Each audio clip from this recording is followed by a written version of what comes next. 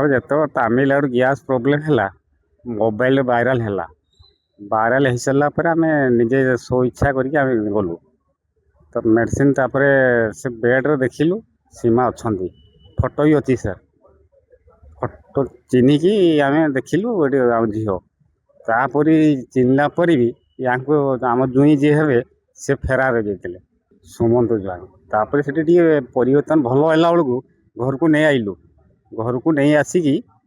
ପୁଣି କଟକ ନେଇକି ଗଲୁ ଆସିଲା ପରେ ବି କେହି ଦେଖା ଦେଖି ନାହିଁ ନାଇଁ କହିନାହାନ୍ତି ସେମିତି କିଛି କେମିତି ଚିକିତ୍ସା କରୁଛ ତାକୁ? ସେ ସାର୍ ଜମି ବାଡ଼ି ବନ୍ଧା ପକେଇକି ଚିକିତ୍ସା କରୁଛି ଆଉ ସେ ଗଭର୍ଣ୍ଣମେଣ୍ଟରୁ କିଛି ସହାୟତା ମିଳିବ ବୋଲି ଆଉ ଥରେ ମିଳିଲେ ମେଡ଼ିକାଲ ନେବ ବୋଲି ଏଇଭଳିଆ ଆମେ ଚେଷ୍ଟା କରୁଛୁ ଆଉ ଟିକେ ଚାଲୁଛି କଷ୍ଟ ହଉଛି କିଛି ମନେ ନାହିଁ ତାମିଲନାଡୁରେ କଣ ହେଲା କିଛି ମନେ ନାହିଁ। ନାଇଁ ସାର୍ ଆଜି ଆସିଛୁ ଆମେ ଯୋଉ ସୀମା ଜୁଆଙ୍କର ତାମିଲନାଡୁ ଗ୍ୟାସ୍ ଯୋଉ ଲିକେଜରେ ଯୋଉ ଅକର୍ମିଣା ପଡ଼ି ରହିଥିଲା ସେ ତାମିଲନାଡୁର 2.5 ମାସ ଆଜି ସେ ଜିଲ୍ଲାପାଳଙ୍କ ପାଖକୁ ଆସିଛୁ ସାକ୍ଷାତ କରିବା ପାଇଁ ଯେ ଜିଲ୍ଲାପାଳଙ୍କୁ ଆଜି ଜଣାଇବା ପାଇଁ ଚାହୁଁଛୁ ଯେ ତାଙ୍କର ଆଜି ପର୍ଯ୍ୟନ୍ତ ଜିଲ୍ଲାପାଳଙ୍କର କି ଆମ ସରକାର ବିଭାଗ ଥ୍ରୋରୁ ହଉ କି ଶ୍ରମ ବିଭାଗ ଥ୍ରୋରୁ ହଉ ଆଉ କୌଣସି ତାଙ୍କୁ ସାହାଯ୍ୟ ଚିକିତ୍ସା ବାବଦରେ କିଛି ଅର୍ଥ କି ସାହାଯ୍ୟ କିଛି ମିଳିଲା ନାହିଁ ତ ସେମାନେ ଆଜି ବହୁତ କଷ୍ଟରେ ଛଟପଟ ହେଇ ତା ବାପା ଆଜି ତାଙ୍କୁ ଜିଲ୍ଲାପାଳଙ୍କ ପାଖକୁ ନିଜେ ଧରିକି ଆସିଛନ୍ତି ମୁଁ ତାଙ୍କୁ ସାହାଯ୍ୟ କରି ଆମ କେଉଁଝର ଜିଲ୍ଲାର ଜୁଆଙ୍ଗ ସମାଜ ସଂଘର ଧରିକି ଆସିଛୁ ତ ସେଇ ଯେଉଁ ତାମିଲନାଡୁ ଚିକିତ୍ସା ଯେଉଁ ହେଲା ସେ କହିବା ଅନୁସାରେ ତାଙ୍କ ବାପାଙ୍କର ଯେ ସାର୍ ଆମେ ସମାଜସେବୀ ହିସାବରେ ଯେଉଁ ଜୁଆଙ୍ଗ ସମାଜ ସଂଘ ସେବା ହିସାବରେ କହିବା କଥା ଯେ ସେ ସରକାରଙ୍କର ତାଙ୍କର ଶ୍ରମ ବିଭାଗ ହଉ କି ପ୍ରଶାସନ ହଉ କି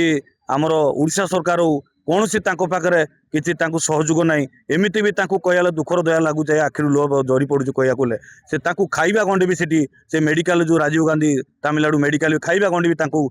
ଦେବାର ବି ପ୍ରଶାସନ ସକ୍ଷମ ହେଇନାହିଁ ତେଣୁକରି ତାଙ୍କ ନିଜ ସ୍ୱଇଚ୍ଛାରେ ତାଙ୍କର ଜମି ବାଡ଼ି ଜାଗା ବିକି ଯାଇ ତାଙ୍କ ଝିଅକୁ କେମିତି କ'ଣ ଆଣିବି ମୁକୁଳିକି ମୋ ଝିଅକୁ ବଞ୍ଚେଇକି ଆଣିବି କହିକି ଆଜି କେଦାର ଜୁଆଙ୍ଗ ଯାଇ ସେ ତାଙ୍କର ନିଜ ପକେଟ ଖର୍ଚ୍ଚରେ ସେ ଖର୍ଚ୍ଚ କରି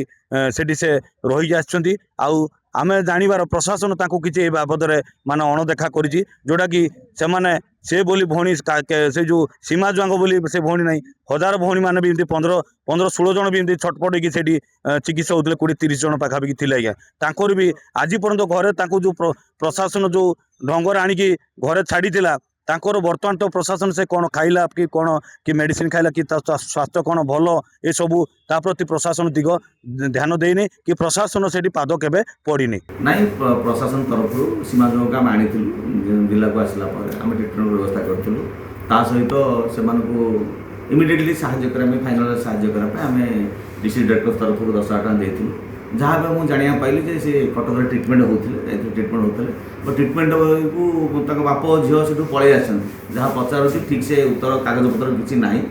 ନା ସେଠି ଡିସଚାର୍ଜ ହେଇକି ଆସିଛନ୍ତି କେମିତି ଆସିଛନ୍ତି ତାହା ଠିକ୍ ସେ ଜଣାପଡ଼ୁନି ଆମକୁ ତଥାପି ଆମେ ଏବେ ମୁଁ ତାଙ୍କୁ କହିଛି ଯଦି ଆପଣ ସବୁ ଲେଖା ଏବେ ଦେଇଛନ୍ତି ମୋତେ ଲେଖା ଦେଇଛନ୍ତି ଏମିତି ଫାଇନାଲ ସାହାଯ୍ୟ ପାଇଁ କରିବା ପାଇଁ ଯାହା ଅଧିକା ପଇସା ବି ଡିମାଣ୍ଡ କରୁଛନ୍ତି ସେଥିପାଇଁ ଆମେ କହିଛୁ